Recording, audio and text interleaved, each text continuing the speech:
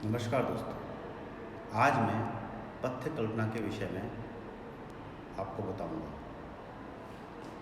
पथ्य क्या चीज़ है, पथ्य से आप क्या समझते हैं। देखिए, पथ्य जो है जो वो चीज़ है, जैसे कि बातों में डिफरेंस है। यहाँ पे जो आपके शरीर को अच्छा लगे, जो आपके शरीर के लिए उपयोगी हो, जिसकी आपको आवश्यकता हो।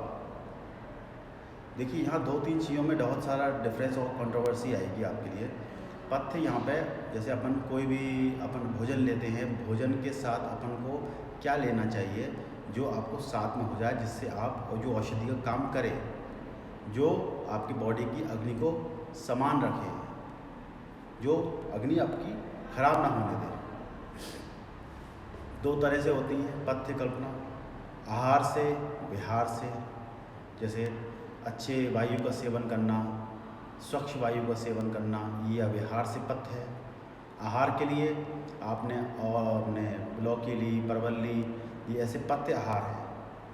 अपथ्य क्या है? मैदा अपथ्य है, आलू अपथ्य है।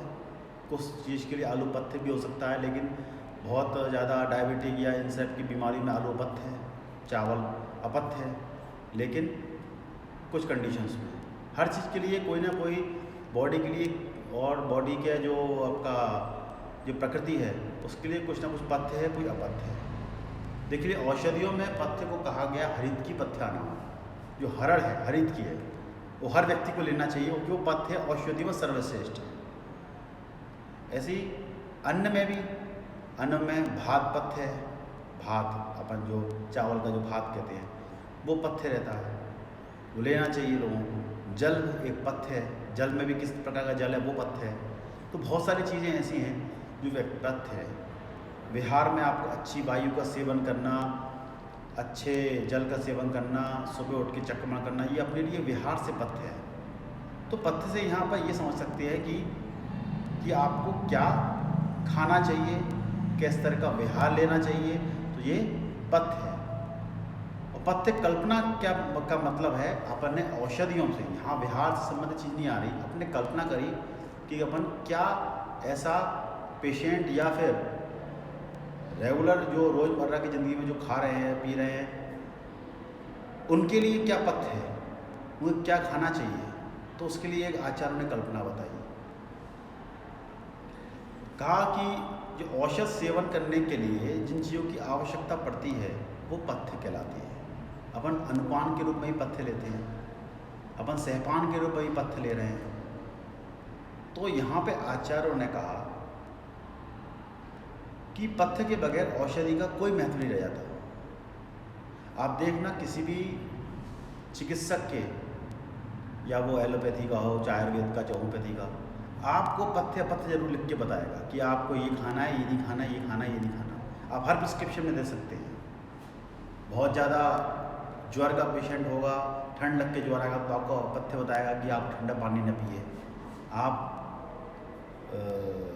ज़्यादा बर्फ़ का पानी ना पिए, ठंडी जगह ना निकलें, पंखा ना चलाएं। देखिए, ये आपको पथ्य चीज़ उसने, डॉक्टर ने बताई। पथ्य में आपको कोई भी डॉक्टर बताएगा कि आप लौकी परवल खाएं, ये खाएं, वो खाएं, दलिया खाएं, खिचड़ी खाएं, ये आपके लिए पथ्य रहेगा। आप सीधा चावल, ठंडा चावल ना खाएं, गर्म करके, हर चीज़ गर्म करके खाएं, तो ये आपके लिए पथ्य हुआ। तो यही है पथ्य आहार विहार, जो बहुत इम्पोर्टेंट है। पूरे चिकित्सा शास्त्र में पथ्य सबसे ज़्यादा इम्पोर्टेंट है। अगर आपका आहार विहार, जैसे कुछ लोग ड्रिंकर्स होते हैं, स्मोकर्स होते हैं, वो तंबाकू चबाते हैं, उन लोगों के लिए वो चीज़ अपथ्य है।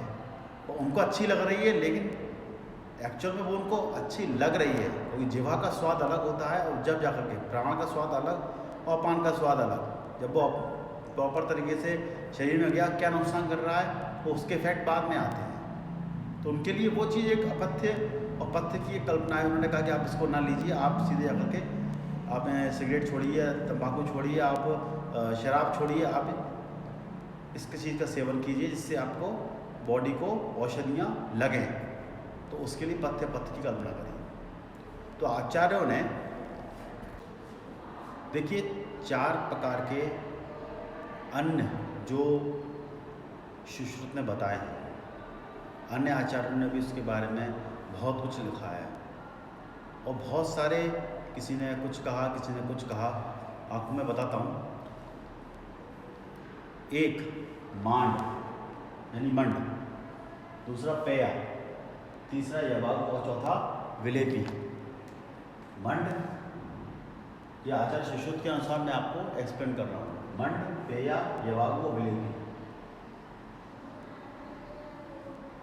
ये 4 प्रकार के जो अन्न हैं आचार्यों ने बताया। खासतौर से सुश्रुत ने इस विषय में, सुश्रुत का आपको रेफरेंस दे रहा हूँ। तो ये क्या बताया, मंड, पेया, यवागु और विलेपी, इसके बारे में और विस्तार से हम एक अलग से वीडियो बना करके हम आपको अलग अलग एक्सप्लेन करेंगे, क्योंकि ये बहुत विस्तार से बहुत बड़ा चैप्टर है। अभी के लिए इनके पत्ता कल्पना में केवल इतना जानना आवश्यक है कि इनके एक सूक्ष्म रूप की ये है क्या चीज़ है। सुश्रुत ने कहा मंड मतलब होता है माड़। माड़ यानी जिसमें सिक्त के रहितो, मतलब चावल के कण जिसमें कम रहे, चावल के कण जिसमें, यानी भात पूर्णतः पेय, मतलब चावल के कम रहे और मतलब पेय पदार्थ बना रहे, इसको कहते हैं अपन मंड। मंड से समझ में आ रहा है कि माड़ा मतलब चावल का माड़ा आप जनरली घर में देखा होगा। दूसरा आता है आपको पेया। कई जगह डलहन ने पेया को अन्न भी कहा है, कई जगह पेया को यवागु भी कहा है।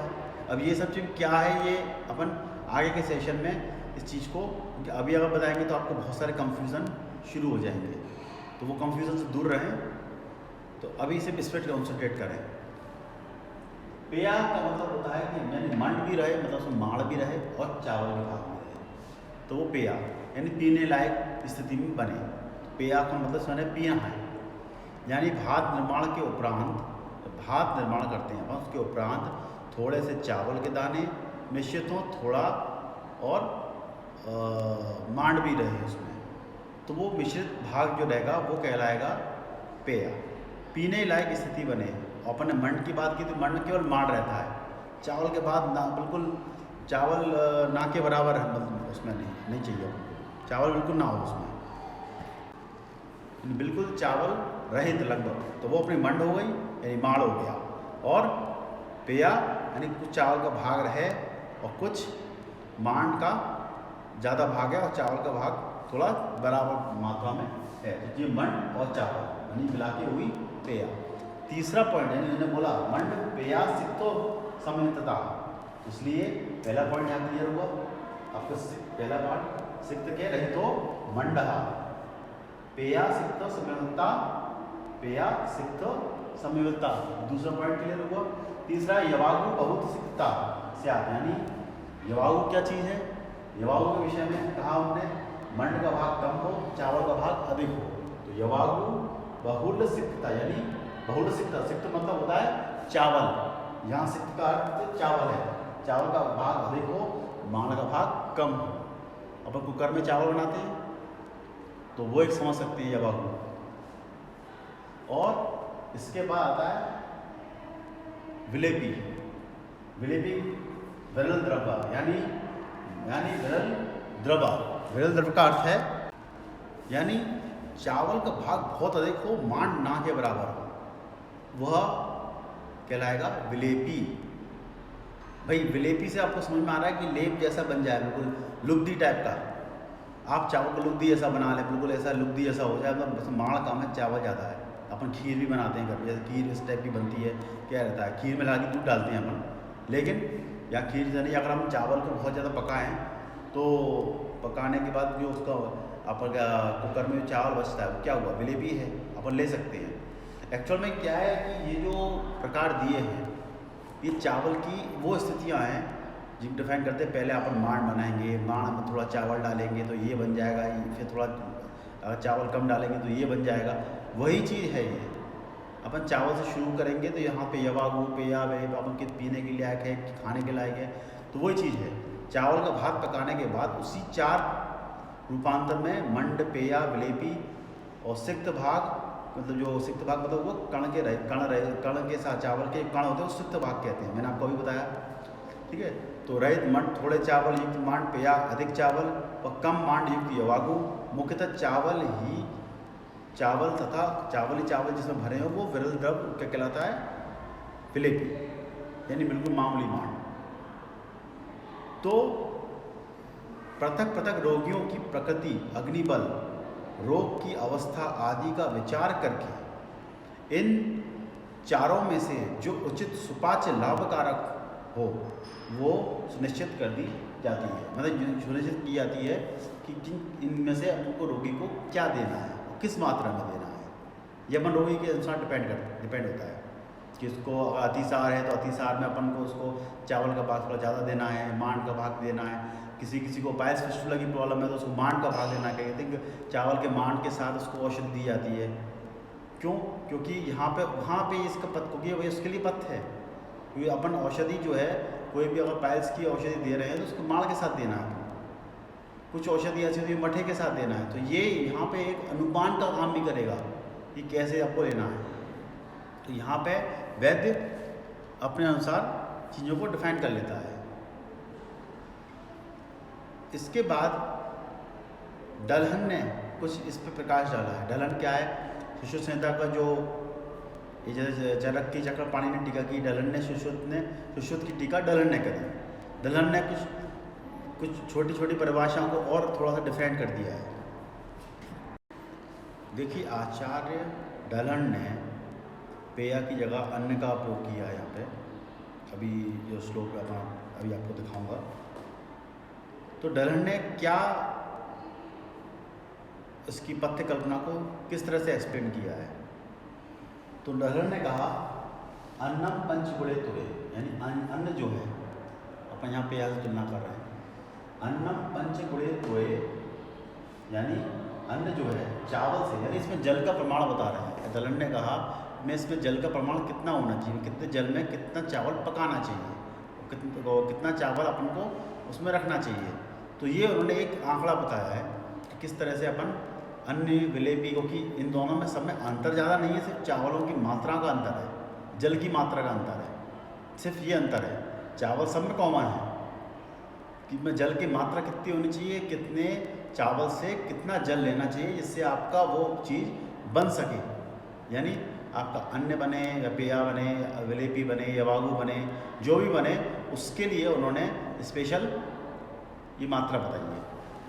जिन्होंने कहा अन्न पंचगुणे तोय, यानी अन्न की मात्रा चावल से 5 गुना, चावल से 5 गुना जल। जितना अपने अब एक पल चावल ले रहे हैं तो 5 पल आपको जल लेना होगा, तब उसको पकाना पड़ेगा।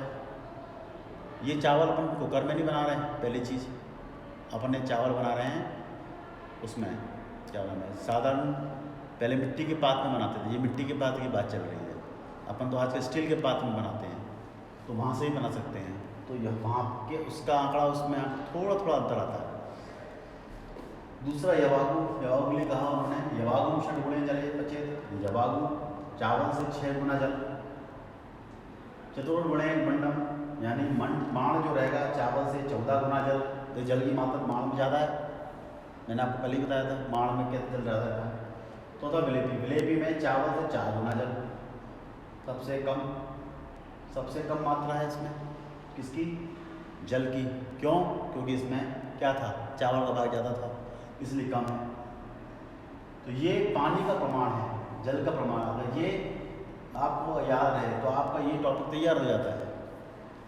व्यवहार में वैशेषिक की कल्पना की सिद्धिनंदन मिश्र की आपके बुक में ये एक बात आती है, उसमें कई लोगों ने हिंदी व्याकरण एक पद्य में उसको एक्सप्लेन किया कि आपको याद कैसे रहे। जनरली श्लोक लोगों को याद नहीं रहता, तो कैसे याद किया जाए। तो उन्होंने एक सिंपल भाषा में उसमें लिखा, क्योंकि ये उसका रेफरेंस है इसलिए बताना जरूरी है, ये मेरा स्ववर्जित रेफरेंस नहीं है, ये उस किताब का रेफरेंस है। रेफरेंस ये था अन्न विलेपी मंड यवागु, अन्न विलेपी मंड यवागु 5, अन्न विलेपी मनी 5, 4, 14, 6 लागू, अन्न विलेपी मंड यवागु 5, 4, 14, 6 लागू। ये उन्होंने स्पष्ट रूप से बोला कि ऐसा याद रखें। ये आपको याद रखना चाहिए। अन्न विलेपी मंड यवागु 5 4 14 6 लागू। बहुत सिंपल है, याद कर सकते हैं कि कितनी मात्रा में अपन को जल लेना है। इसके अलावा यवागु पथ्यपथ कल्पना में यवागु विलेपी मंड और ये अपन बहुत विस्तार से और आगे क्लासों में पढ़ेंगे, क्योंकि एक यवागु पे अगर बात करने बैठे तो पूरा एक सेशन जाएगा, क्योंकि ये तो एक सामान्य परिभाषा होगा कि हमने यवागु ऐसे बनाया। कोई यवागु में कई भ्रांतियाँ हैं। उन्होंने कहा, किसी आचार्य ने कहा यवागु इस तरह से बनेगा, फिर किसी ने ये कहा कि ऐसे बनेगा, किसी ने आचार्य शारंगर की एक अलग परिभाषा है, कितना प्रमाण कितना जल। पेया के साथ भी ऐसे ही है, विलेपी के साथ भी ऐसा ही है। तो ऐसी बहुत सारी चीज़ें आपके सामने आएंगी। तो आज के लिए सिर्फ इतना ही। इसके अलावा इसमें और भी ज़्यादा और अंदर घुसना है तो अपन नेक्स्ट सेशन में नेक्स्ट क्लास में इसको एक्सप्लेन करेंगे। ठीक है, आज के लिए इतना ही। धन्यवाद।